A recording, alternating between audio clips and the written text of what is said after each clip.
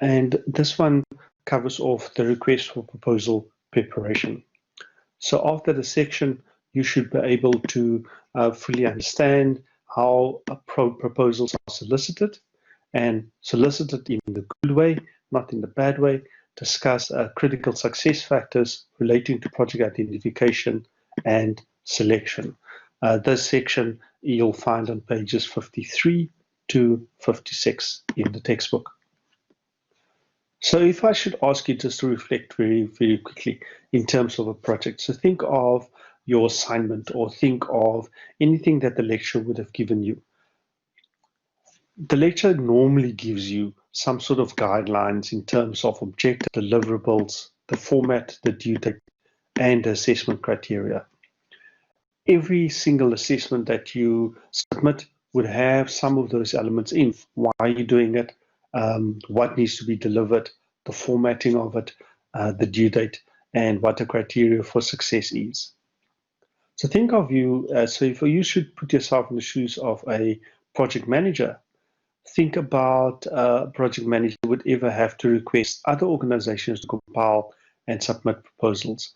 What are the type of things that they would include in that request?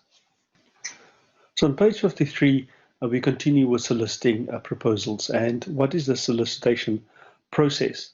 It is to notify potential contractors. It is to tell them, listen, here is a project that we're looking at doing. Here is a project objective, or here is a specific piece of software that we want to develop, or an ad campaign that we want to develop, or building a bridge or a housing project, or any particular project.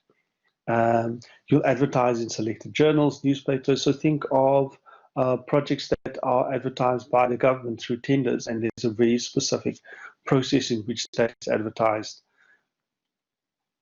You want to ultimately maintain a competitive situation. You want to make sure that every potential bidders have all of their information. You don't want to be seen to prefer one bidder over another. And you want to have some sort of meeting in which you invite everybody, that is all the stakeholders that's interested in the project, in order to answer any questions, so that bidders have some questions. So you have now shifted your perspective. So now we're talking about, if we are a sponsor, if we are putting out a proposal for a specific project. Most importantly, the conditions for proposals. The requirements are sometimes communicated verbally instead of via formal RFP. All RFP starts with identification of a need or a problem or an opportunity. If you continue along and looking at pages at figure 2.3, you'll have a look and see what a request for proposal looks like, which has a breakdown of the statement of work, the requirements, the deliverables, and so forth.